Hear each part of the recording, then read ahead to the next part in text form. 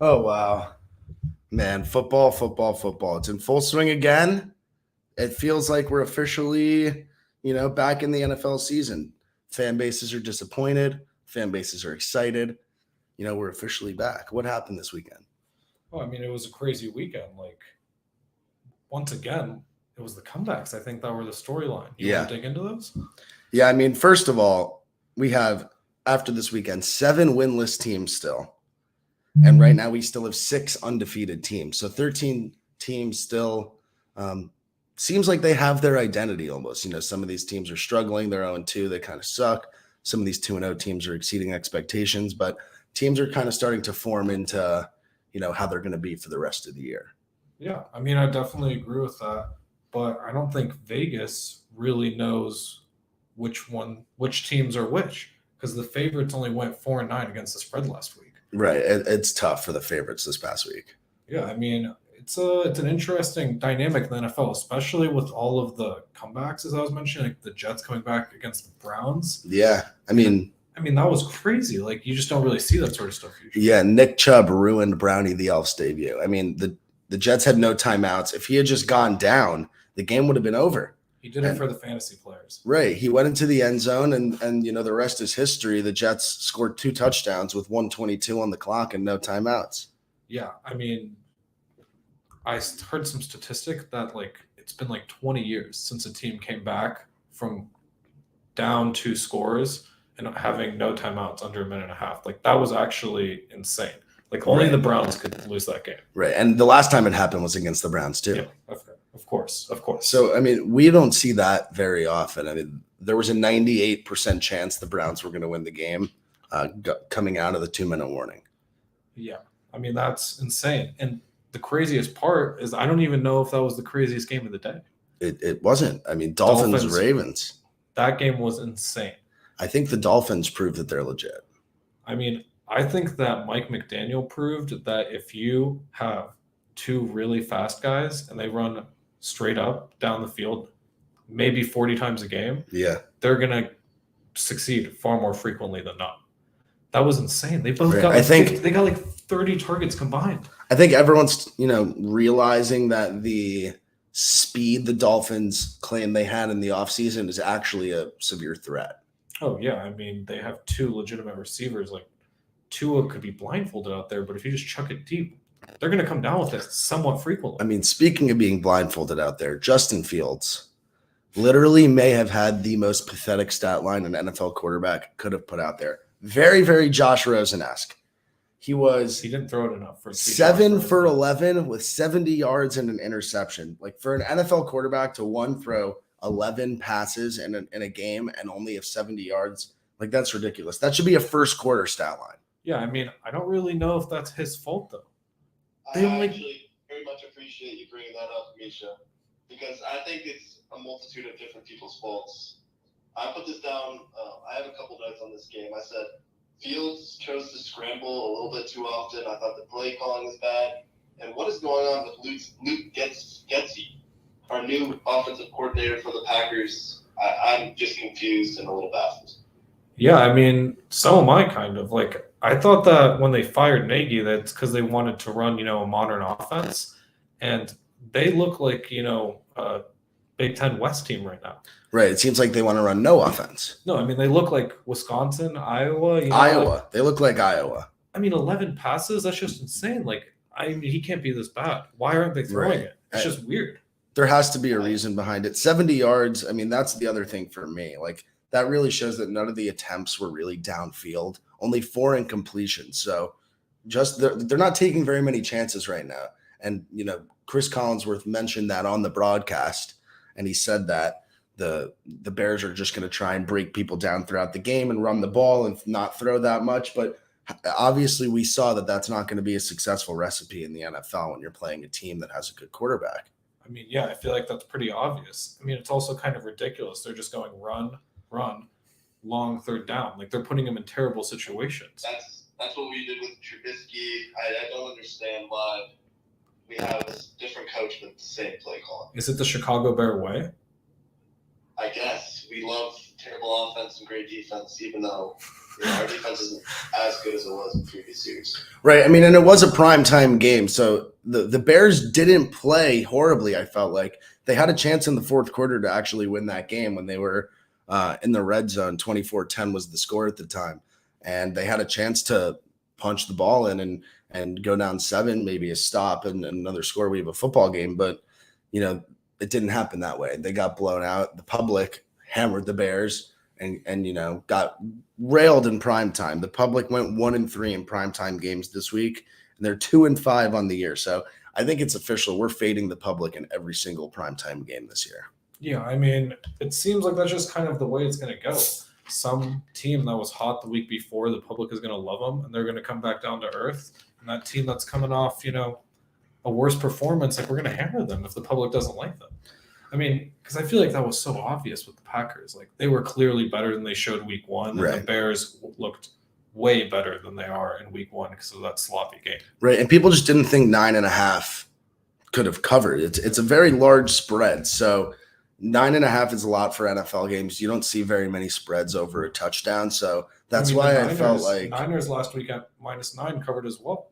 Right. Like they ran all over the Seahawks. So, I mean, that game wasn't even that close either. Broncos were -9 as well. They didn't cover. Yeah. So it kind of goes both ways, 2 of the -9 teams did cover. We mentioned earlier that there are 13 teams that are either 2-0 or 0-2. Let's talk about the winless teams.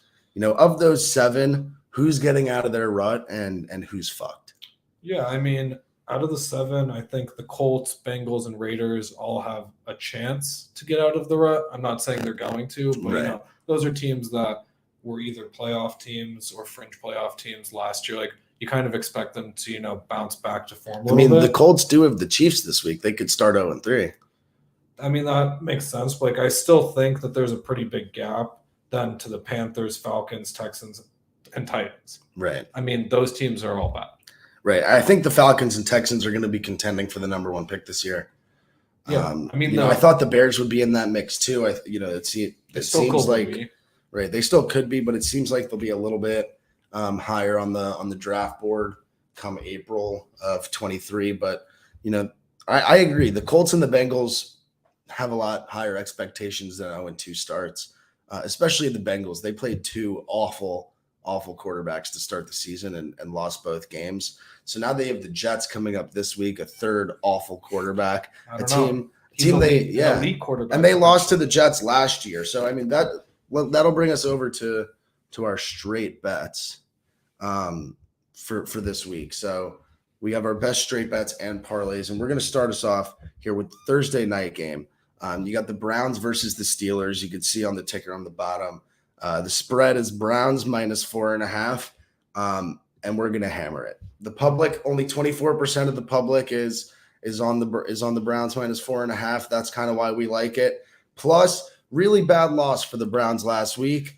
Can't get much worse. And, the Jets scored 2 touchdowns in the last minute 22 with no timeouts. You just really think it's going to be a hard week in practice for them. The Steelers looked awful offensively against the Patriots this past week, but I like the Browns to cover -4.5. It only helps that the public is on them for 24%. Yeah, I completely agree with that. And I just think people are going to kind of, slander the Browns, same old Browns after last week, Right. which is fair.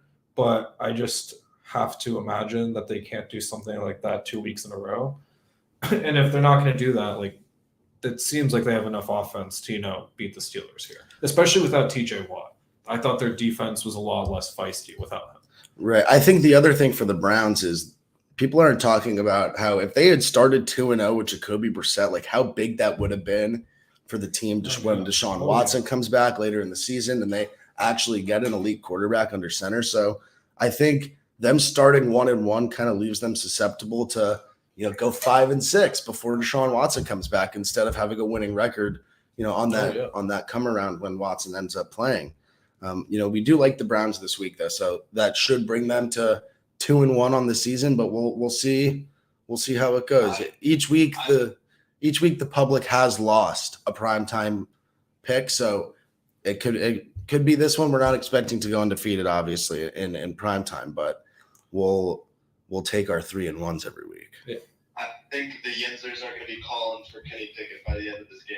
Really? You thought Mitch looked bad? I mean, he's managing the game. They just want another pop, you know. I mean, the young Yeah. guy, get him in there, see what he can do. Yeah. It's better than putting in Malik Willis when you're down by 37. The fans were chanting for him. Just see if he can play. Let him get a meaningful start the next week, and then see how that goes. Yeah, that did feel like they might have thrown Malik Willis into the fire there.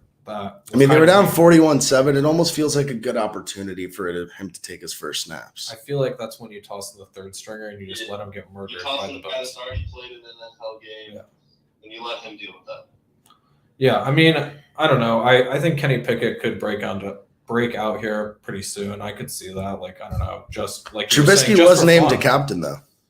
Yeah, but like, I don't know, he's not that good.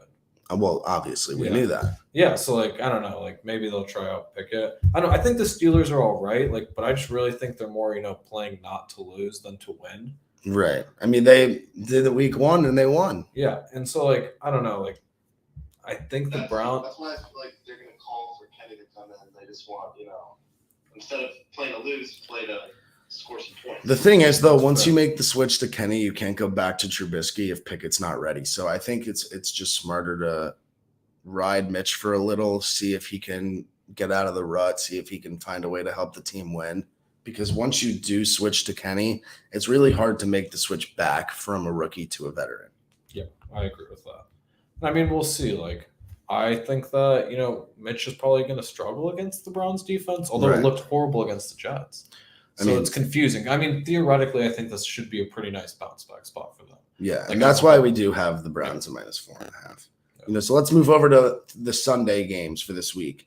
We got 4 picks for Sunday. That includes Sunday Night Football. We're going to start off with the Saints -3 at the Panthers with 41% of the public on that.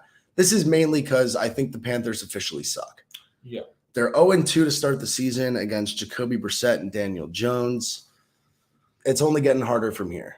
Yeah, I mean, the Matt Rule is, a dead man walking at this point. Baker is auditioning for another team at this point. Right. The Panthers are bad. Yeah, and I think we're just gonna kind of see this trend throughout the season. The Bucks defense might be the best in the whole league right now, especially with Todd Bowles coming in and being more of a defense-minded coach. Like, they shut down the Cowboys week 1, who then looked like semi-competent against the Bengals. Right. And Cowboys, they look good against the Bengals. Yeah, and last week they shut down the Saints. And so, like, I think people are now thinking the Saints suck all of a sudden, but it's more, I think they were playing against the Bucks defense, which is absolutely legit. So, like, I think this is... And that was a really gritty game, too. Yeah, especially it's a rivalry game. Like, this is a nice bounce back game. Defense themselves. Yeah, exactly. So I think this is a nice bounce back spot for that whole Saints offense, especially assuming that Jameis's, myriad of injuries is not going to be a problem, which I don't really know what to say about that. It's a tough spot to be in. He's probably fine. I don't know. Right. He's like Big Ben now. He's just always perpetually injured. Yeah. I mean, speaking of teams that really need a bounce back win, the Bengals. Yeah. Playing in New York against the Jets, this one kind of scares me. 88% of the public has the Bengals at -4.5.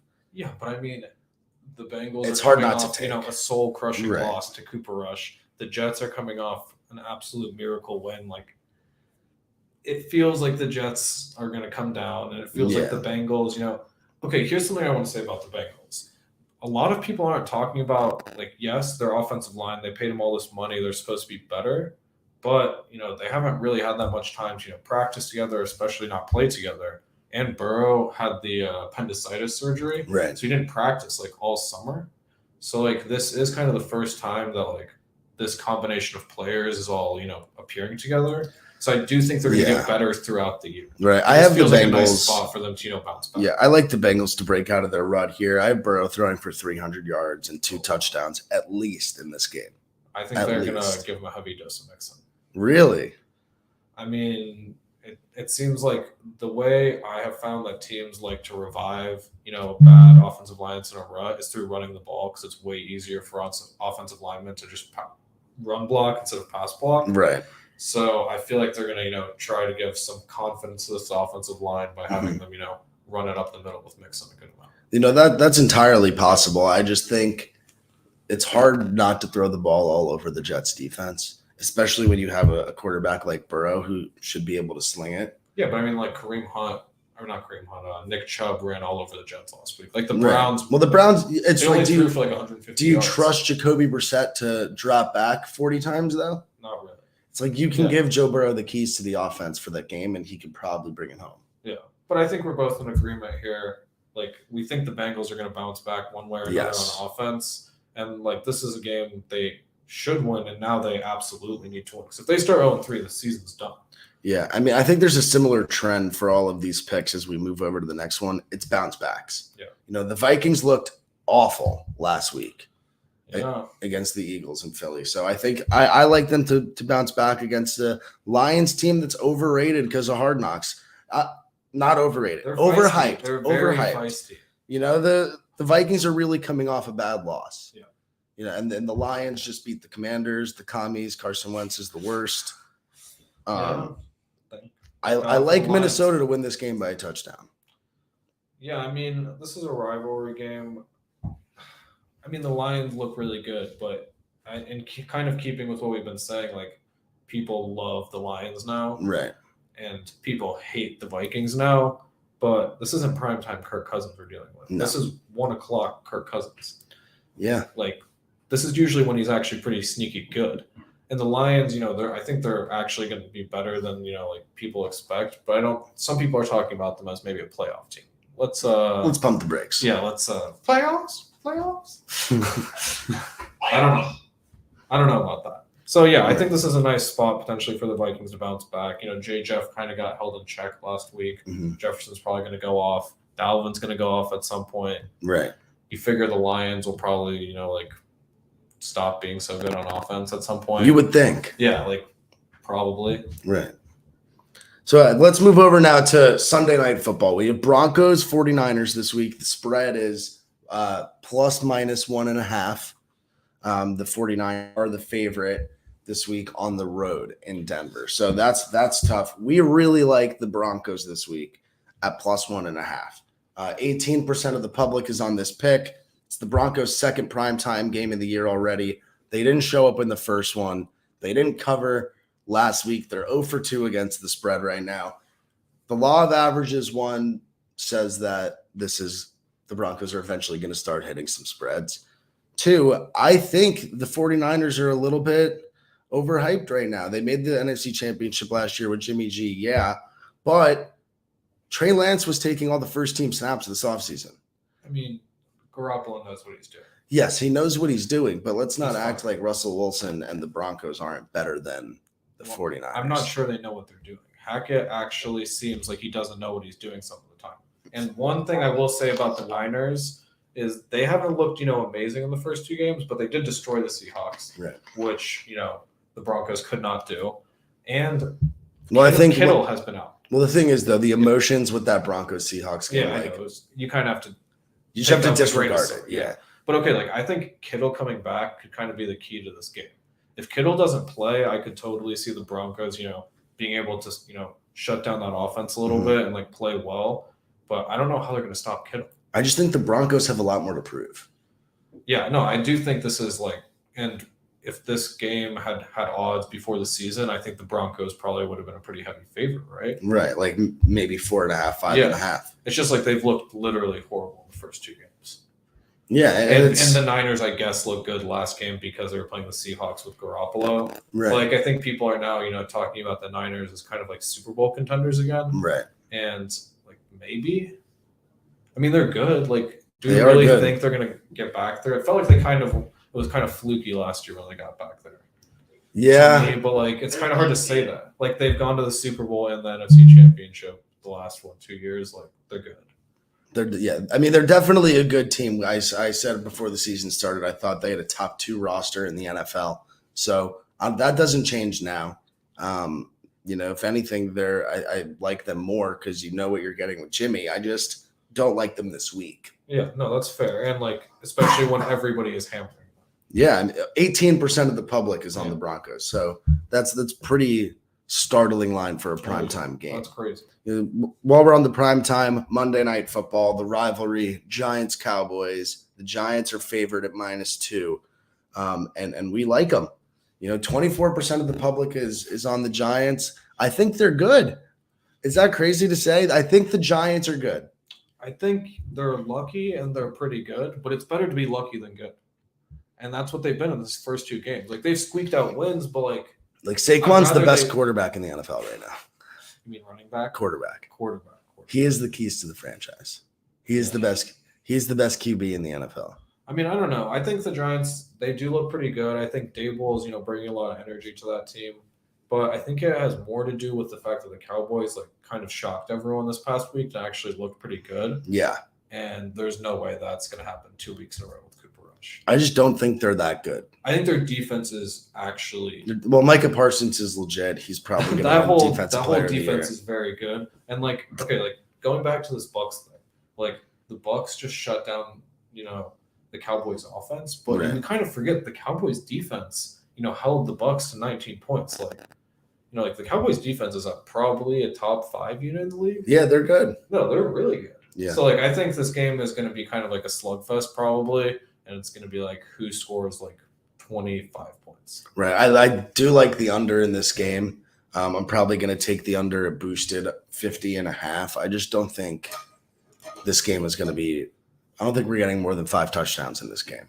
Yeah, I mean, I don't know. But I don't even know how the Cowboys scored 20 points last week. Right. It was really stunning. Yeah, it kind of seemed like they came out with energy and fed off that for the rest of the game. Yeah, so we'll see if they can do that again. Yeah. But I also like the G-Men are at home in this game. Right, and the New York crowd is going to be rowdy. Oh, yeah. So let's move over to our parlays for this week. We got 2 lays, the easy money lay and the hungry dogs lay. So let's start us off with some easy money. We got the Bengals money line against the Jets, the Vikings money line against the Lions, and the Chargers money line against the Jaguars for plus 180. We just think ultimately these 3 teams that we picked are better. They should all be making the playoffs this year against teams that are going to miss the playoffs. Yeah, I mean, we've kind of already talked about this. Kind of a must-win for the Bengals. A bounce-back spot. The Vikings are supposed to, potentially win that division. The Lions, right. Probably not. And, I think the Chargers are really good. And, they lost last week in kind of heartbreaking fashion. So I think they're going to, put the Jags out of their misery. Oh, no, I think the Chargers, didn't they beat the Raiders last week? No, they lost to the Chiefs. Oh, that was Thursday 2 weeks night. ago. 2 weeks ago. 2 weeks ago. It's just because, the Thursday night game, they did get the backdoor cover. Yeah, but Herbert is potentially kind of hurt, but I think he's going to be fine. He'll be fine. And even if he's not fine and he's playing injured, they're going to beat the Jaguars, you would think. After the Jags rolled the Colts, they couldn't have played better than that. They didn't even play that good. The Colts played that bad. Yeah, but the Jaguars still had to go out and execute. They had to go put the points on the board. Yeah, no, that's fair. Yeah, and That's looking pretty good, honestly. Yeah, Lawrence did look like the number 1 pick finally. Absolutely. We'll see. Yeah, so now we'll move over now to the Hungry Dogs lay. So this is some teams, not favored, but we like them to maybe upset. We have the Dolphins against the Bills, the Colts against the Chiefs, and the Broncos against the Niners for plus 1,785.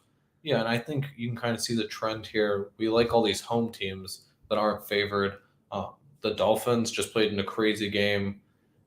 I mean, I think the Dolphins' offense might just be able to score. I think they're good. I think anyone. I think the Dolphins are a playoff team. I Yeah. think they could win the AFC East. So this game could go a long way towards dictating that. I think the Dolphins know that. And I think everyone's really high on the Bills. I'm not on the Bills bandwagon yet. I mean, the Bills do look like the best team in the NFL. I think that's pretty fair to say that they're the presumptive Super Bowl favorite. But also, they kind of just steamrolled their last 2 teams. I kind of want to see what happens in a tighter game. Right, they should be playing some tight competition in this one. They were 10-point favorites against the Titans. They were minus 3.5 on the road against the Rams. I mean, the Rams just didn't look ready. I mean, right. We'll see. But the thing is that I don't think the Rams or the Titans are really built to have these crazy comebacks. Right. I mean, the Dolphins are going to pressure you. We saw that they are built to have a crazy comeback. They're going to throw the ball 50 times if they have to. They're clearly never really out. I think that's going to be a high-scoring game, personally. Yeah, they're really never out of any of the games, it seems like. Let's move over now towards our best player props for this week. So last week we had 5 player props that hit. We're going to try and deliver some winners again this week. So let's start us off with the passing yards. Yeah, so the first one that I kind of liked a lot was Lamar over 220.5. I mean, yes, Lamar's dynamic with his feet. Like, that's what people know him for. He had that 80-yard run last week, but he's been awesome through the air to start this season. He had 318 yards last week and 213 week 1, but he didn't really have to do much because it was against the Jets. I think he's really made a lot of improvements as a passer. I think what Belichick is probably going to try to do is take away his running ability. And so Lamar is kind of going to have to probably beat the Patriots with his arm. And I think the over-under is kind of low because they crumbled in the second half and did blow that lead. So I think there's a little bit of a view around the Ravens right now that shouldn't be there. They still put up 38 points. Yeah, I mean, they probably should have won that game. It's just tough. They got Tyree killed. Yeah, they got Tyree killed and Waddle waddled. He got waddled. They got waddled. Yeah. It happens to the best of us. Yeah. And then kind of going in a different direction with the guy that I kind of was actually really high on to start the season, but now I've changed my mind on. Under 245.5 with Aaron Rodgers. I mean, I've talked up the Bucs already quite a bit. I think their defense is elite. Yeah, he's going up against the Bucs. His receivers all suck. And I feel like it's pretty clear at this point that the way the Packers are going to succeed is through the running game and their defense. Yeah. So I just the past 2 weeks he got 234 last week in a good game, and 195 in a bad game. And Aaron Jones was unbelievable. Yeah, last week. I'm not saying that Rodgers is incapable of getting this. He could quite easily get this. I feel like I just think it's if they're going to want to win this game, they're going to have to run the ball, and it's going to have to be on their defense. I just don't think he's going to be able to pass against the Bucs secondary and their pass rush with the receivers he's working with. Yeah, he seemingly just doesn't have receivers he could trust out there. So it's at the end of the day, until Jimmy thinks he should be in jail for a lot of things. Well, that's Bears fan Jimmy, thinking Rodgers should be in jail. Yeah. The thing with the Packers offense though is they've struggled the past few weeks. Aaron Jones literally carried them against the Bears, and they didn't look terrific. Yeah, I mean, Aaron Jones played well, and everyone else played okay. Right. Yeah, I mean, I think that was pretty easy. Speaking of someone who also played well last week, a guy I love again after shootout last week, Tua.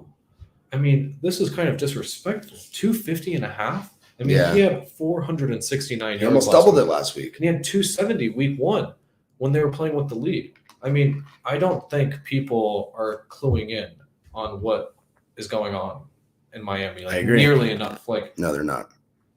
This is going to be a shootout. Even if they're winning against the Bills, it's going to be because they threw for long touchdowns. If they're losing, how do you think they're going to try to come back? It's by throwing. He's going to throw it 50 times. Right. Their running game really isn't efficient. Yeah, and it's why would you run the ball when you can throw it to Waddle or Tyreek Hill? I wouldn't run it either.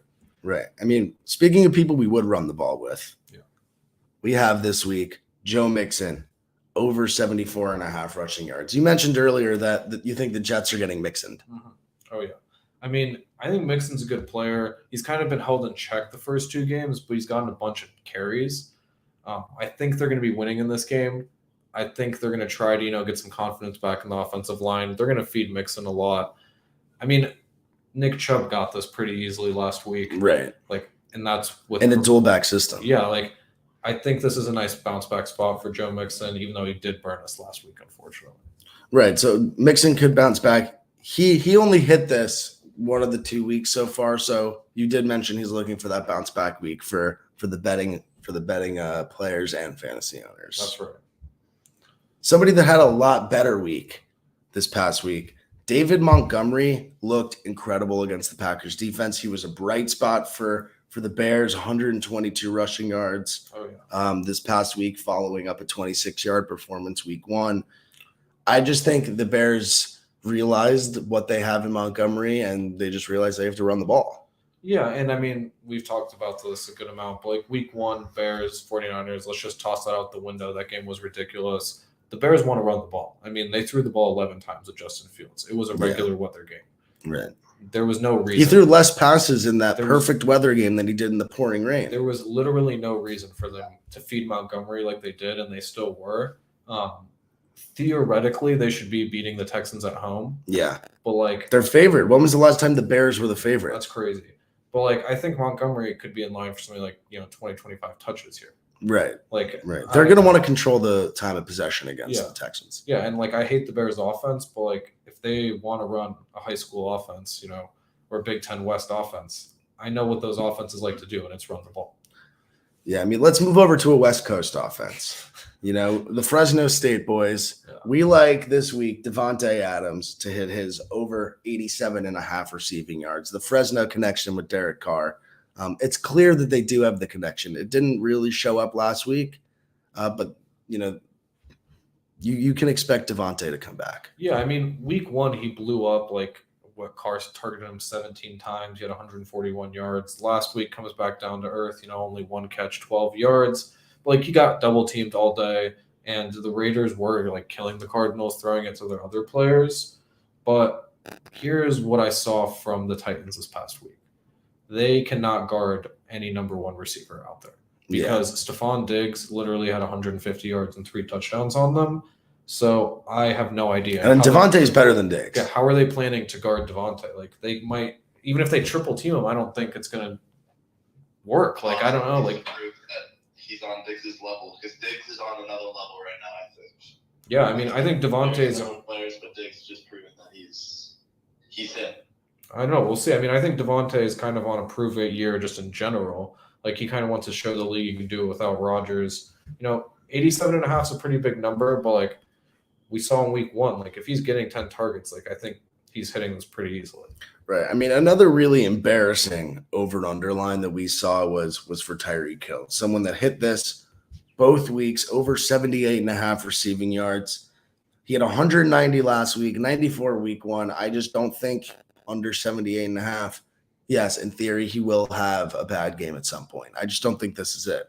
I mean, he might have a bad game, but like he's gone 12 targets in week 1, 13 targets in week 2. Like, they're going to throw him the ball, and they're going to throw him the ball a lot. And the Bills also can't guard him. Yeah, the Bills are going to be starting 2 rookie cornerbacks, which is why I also love Waddle over 67.5. I mean, both of these guys, I think, could absolutely obliterate these again. Like the Bills, their defense looks good. I'm not denying that. It really but their does. Corners are not good, or at least they're rookies and they're inexperienced. And like Waddle and Hill, like they embarrassed the Ravens last week. Like I really do think this is going to be a shootout. I don't really see how it isn't. And if it's going to be a shootout, like how are the Dolphins going to get yards? Yeah, I just don't think the Dolphins have very many weapons in the backfield, so it's silly for them not to utilize like Hill and Waddle. And his passing yards have to go somewhere. He's throwing for 200 yards. Waddle, Hill, one of these is going to hit, probably both. That's what I'm saying. Like, if this is a shootout like it was last week, and like, I don't like, okay, Tua looked horrible in the first half last week. Like, and like, he was still slinging the rock. Like, I think Waddle still had, a good first half. Like, it seems like they're not going to give up on games. Like, maybe I'm reading into that comeback a little too much. But like, I really think that's going to be a shootout, and really, regardless of like kind of the game script, they're going to be chucking the ball a lot. Yeah, they seem to be a throw first team. Yeah, and speaking of throw first teams, I love Kelsey this week. I mean, the Colts got carved up by O.J. Howard week 1. Right. And they literally looked like they couldn't cover anyone again last week. Shaq Leonard might be back, even if he is back, he hasn't played or practiced or done anything in, months. Yeah. The Chiefs, they didn't look that good on offense last week. Kelsey had 51 yards last week in kind of a down game, but he had 121 week 1. Like, I think this is a nice bounce back spot. Like, if Kelsey plays well, he's going to get, around 80 yards. Like, and Mahomes said at the beginning of the year that he was going to be spreading the ball around. So it's a game like 51 yards for Kelsey isn't too inconceivable this year. But you could just expect every other game for him to have around 100 yards receiving. Exactly. The Colts also don't have a guy like Derwin James. Yeah. Exactly. Right. The Colts really have been struggling, so I don't know if they have anyone that can guard Travis Kelce. A lot of Colts fans, me included, thought that they would enter this week 2-0, not 1-1. So it's kind of a tough situation for the Colts, and they really need to find something this week. Yeah. And kind of speaking of finding something, Allen Robinson over 50.5 yards. Last week he found something. He actually played pretty well, Yeah. had 53 yards and a touchdown after an abysmal week 1 performance. But what I'm most interested in is that the Cardinals seemingly, had a pretty good blueprint for dealing with a number 1 receiver. Like they shut down Devontae, they threw double teams at him. And They kind of let Derek Carr cook them with his secondary guys like Waller, Renfro, Mac Hollins. Like if that same thing happens again here with the Rams, which theoretically I don't know why they wouldn't do this with Cooper Kupp. They're going to try to double team, triple team Cooper Kupp. I think he's the best receiver in the NFL. So they should give him the same treatment, which means A-Rob theoretically should be their Darren Waller. He'll be their Hunter Renfro. Right. He's going to get a lot of those intermediate gains when he's just randomly wide open because Cooper Kupp is double teamed. Yeah, I just don't think. The same thing with Tua. Stafford's yards have to go somewhere, and we saw last week that Robinson got 53 of them, and I do think the Cardinals are going to double Kupp, like you said. So this over 50.5 is a pretty solid play. Yeah. So moving on to my favorite weekly player prop. Okay, Carson Wentz is the worst quarterback in the NFL. I don't care how many yards he has. I don't care that he's the number 2 passing yards holder right now. He is awful, and we can count on him to throw another interception this week. He hit it week 1. He hit it week 2. Let's see if we can go 3 for 3 on Carson Wentz over half interception this week. Their offense is putting up points, and he's been good in fantasy, but he sucks. But you want to hear something that I was thinking about while I was watching Carson Wentz play last week. We have the potential for another 30-30 season. 30 touchdowns, 30 interceptions. Well, I think is it 30 turnovers? Either way. I mean, this guy. Okay, it's 30 interceptions. 30 interceptions would be hard, but it's not inconceivable. That's only 2 a game if he starts the whole year. Yeah, I really just he's gonna have some 4 interception games. And they seemingly want to just throw the ball around the field. They have some good receivers, Jahan Dotson, Curtis Samuel. They have some good running backs with Antonio Gibson, and Robinson will be coming back at some point.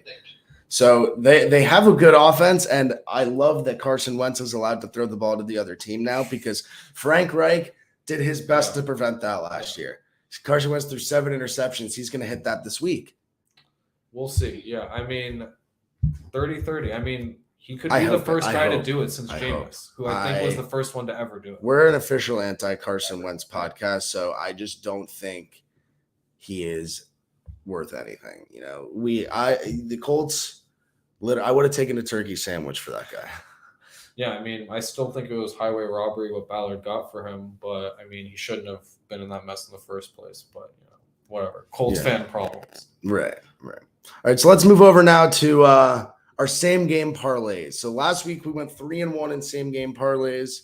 We're hoping to have a little more success this week with the same gamers and give some winners out here. So the first one we're going to go with is Ravens plus 6.5 under 50.5 in New England against the Patriots. I just don't like this to be a very high scoring game. And I think it's going to be a close one. The Ravens, they're expected to come out and win.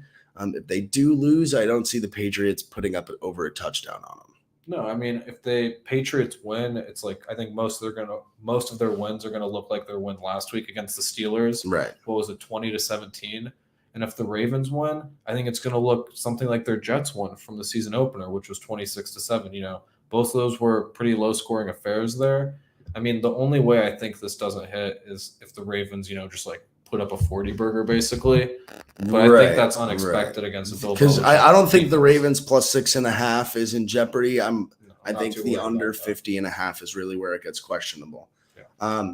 That being said, Chargers and under 57.5 versus the Jaguars, I think could be the lock of the day. Yeah, I think this is a great pick. We've talked about how much we like the Chargers against the Jags, and 57.5 is quite a bit. The Chargers are explosive, but the last 2 weeks, it's not like they've been putting up 35 points a game. Right. I mean, the thing is, if the Chargers put up 35 points, you need 3 touchdowns from the Jaguars. I just don't see it. Yeah, I don't see it either. Like, I think this is one of my favorite plays of the day as well. Right. I mean, we can go ahead and call this our lock of the day. Now moving to possibly the most questionable same game parlay we've got. Seahawks plus 8.5 over 34.5 versus the Falcons. You know, the Seahawks have shown that they're a competitive team to start the season. I just don't think the Falcons are that good. I mean, I think both these teams suck, so the game will actually be close because of that. And both these teams' defenses are not very good, so I think they will both be able to score. Right. So over 34.5, like 5 touchdowns in this game, I think is easy money. Both these defenses suck. Right. Like I think the Seahawks Just special teams miscues are probably going to, account for 2 touchdowns in this right, game. like a 21-17 final score hits this over for Yeah. us and hits Seahawks plus 8.5. Yeah. So I kind of like if we don't do score predictions, but if we were going to do one, 21-17 Seahawks. Well, I'm going to go ahead and unofficially lock that one in. And then our last same game parlay of the day, we got Cardinals plus 13.5 over 39.5 against the Rams. I think the Cardinals, first of all, this is a non-Call of Duty weekend. So Kyler was definitely lethargic in the first half after last week. It was the open beta for the new Call of Duty game. So and he was tired. lethargic. He was tired. up all night playing video games. So he was exhausted. I just think this is a non-Call of Duty weekend. Okay. 13.5 is a lot of points. Like, I think the Cardinals are going to lose this game. Yeah, I mean, they're probably going to lose. I'm going to be honest. When I first saw this, I kind of hated it. But now I'm thinking, like the Cardinals, they seem scrappy. Like they're not going to give up. Like, and the Rams seem like a team that's going to allow a lot of teams to randomly come back on them. Right. And I just think the Cardinals will be able to keep it close. It's not even about them necessarily winning this game. Just 13.5, 2 touchdowns or 1 touchdown, 2 field goals. Yeah. I like it. The Cardinals could keep this one a little bit closer. They could lose by 10 and still hit this line. So I really like the Cardinals for that pick. And then, wait a second. What is that? Did you hear that? Oh, good job. Does that name that player? I think it's time for name that player. Wow. Welcome back, guys. I've got it together this week. We're ready to go. Yeah, big blunder from Jimmy last week on the name that player front. This week I know. I got it together. I got 2 great players. And I think the thing with make sure you don't tell us. The team. Yeah, make sure you don't tell us the team. Or the player. You want me to tell you the player? Yeah, tell us the player. Tell us the player, but don't tell us the team.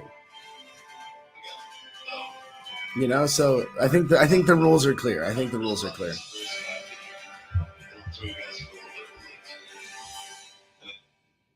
My love say it?